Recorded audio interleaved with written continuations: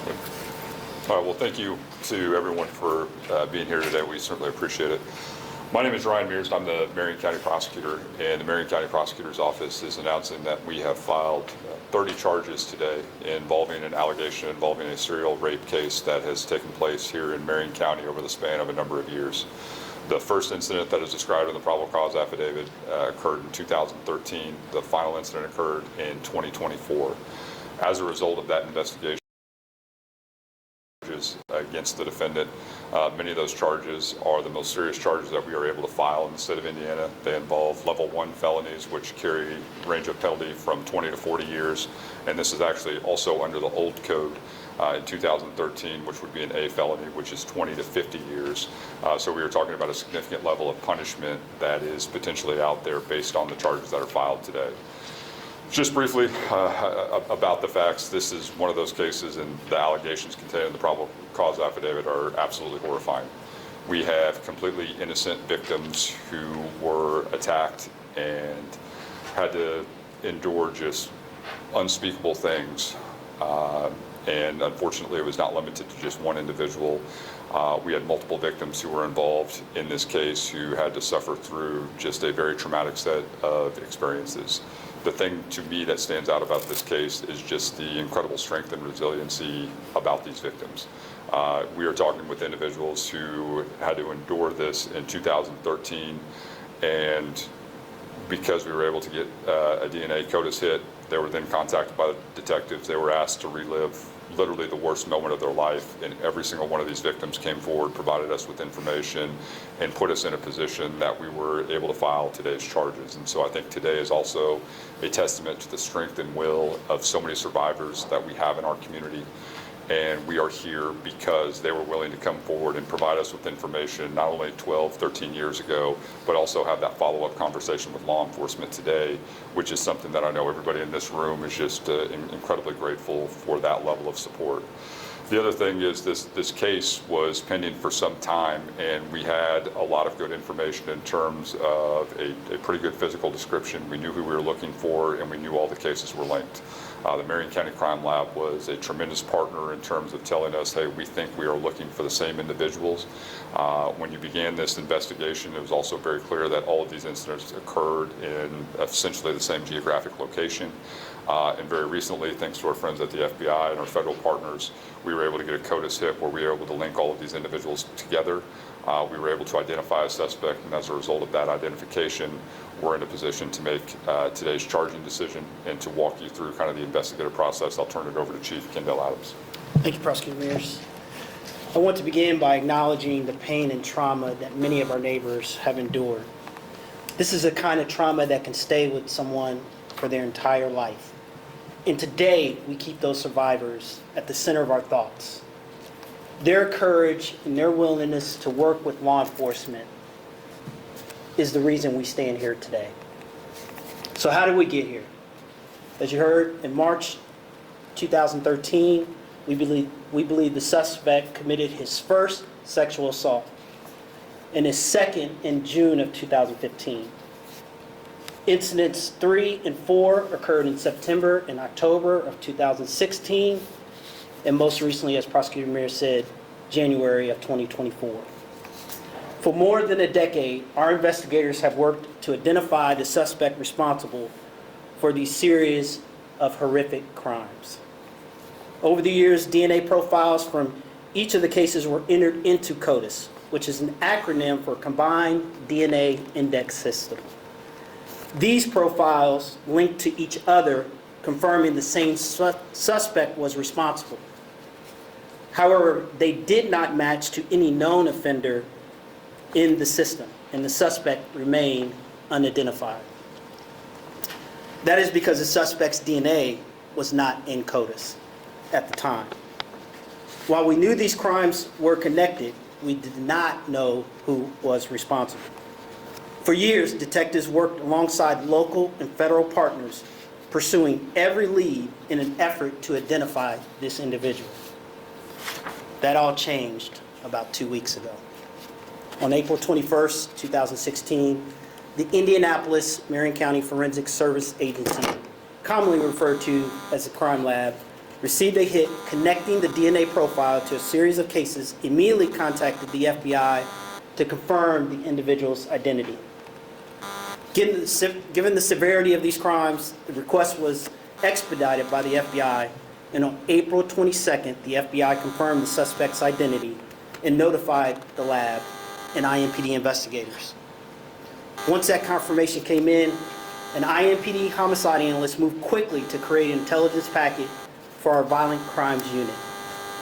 Within 4 hours, the IMPD violent crimes unit located the suspect and took him into custody on April 22nd, 2026 at a relative's house.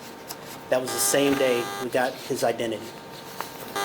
My hope is that today marks the beginning of healing and a step forward closure for these survivors and our community. We would not be here without the partnership between the FBI, the lab, and the Marion County Prosecutor's Office, and the dedicated officers and detectives who never gave up the pursuit of justice. And while this arrest cannot erase the harm that was done, it does send a clear message.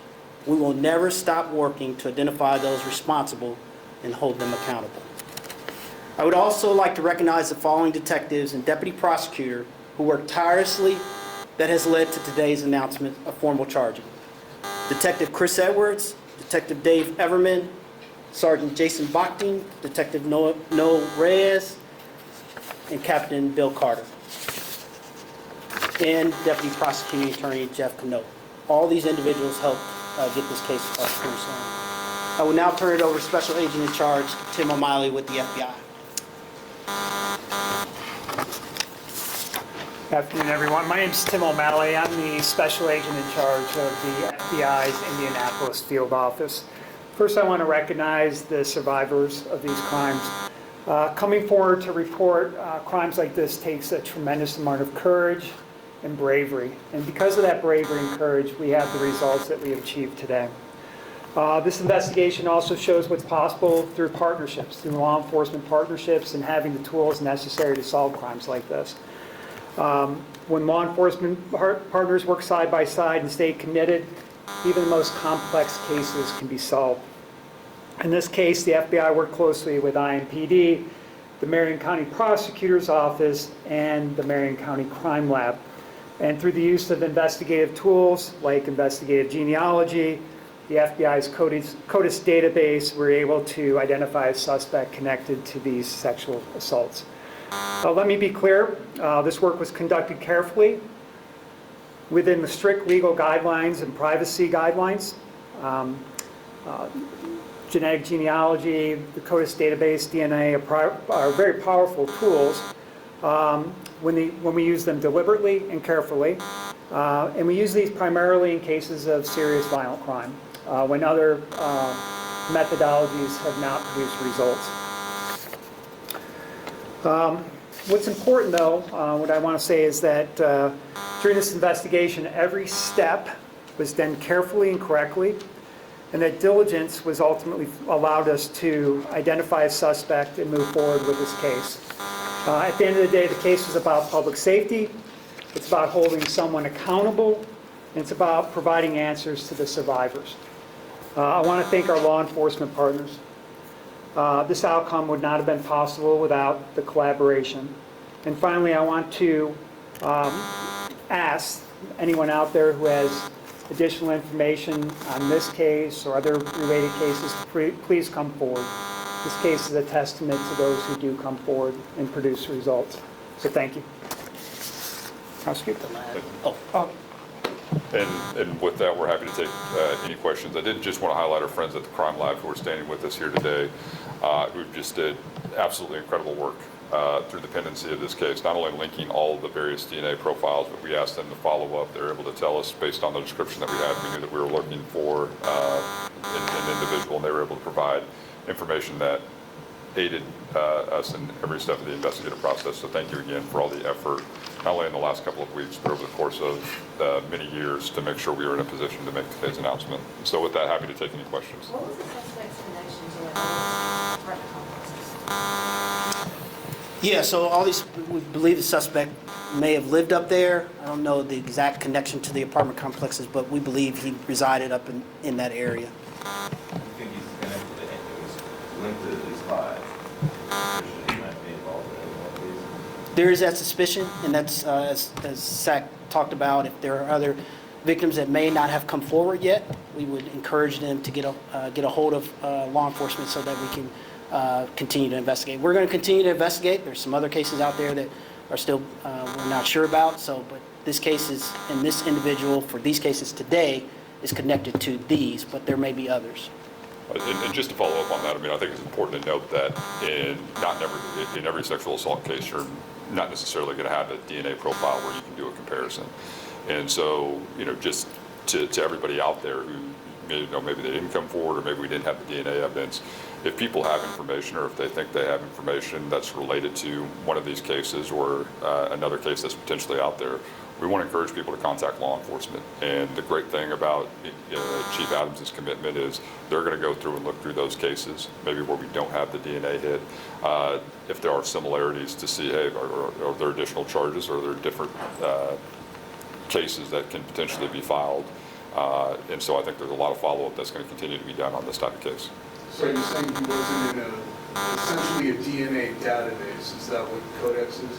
So does he not have any prior criminal history, or do you need to have a sexual assault case to be linked up with that database? So the reason he wasn't in the database initially is his criminal history was only a misdemeanor. So he had a DUI misdemeanor arrest, and when you get a misdemeanor arrest, they don't take a DNA swab, and you're not entered into the database.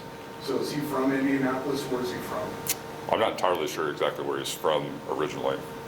Do we know what his immigration status was during the time of his crimes?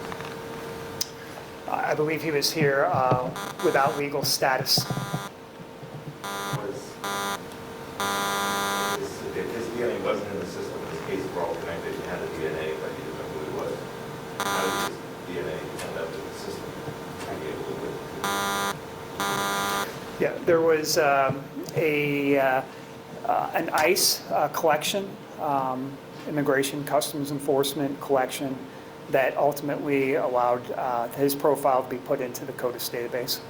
Is there any connection yet or in progress? There was an attempted break-in that I covered in that same apartment complex 4 days before his hit on DNA. Is there been any connection yet, if there's any suspicion that he might have been the person trying to break into that apartment? As we said earlier, the investigation continues, and so all of that information is important. And so if someone has information, we ask them to come forward. We'll take one more question. I just want to also recognize a few of the detectives that are actually in the back of the room that actually I mentioned earlier in my comments. Detective Bogdan, Detective Carter, Captain Carter, and Major McAllister, who ran the point on tracking the suspect down with the immediacy that we got him into custody that same day. So I do want to acknowledge their presence here today, too. To be clear, does he have an ICE detainer against him right now?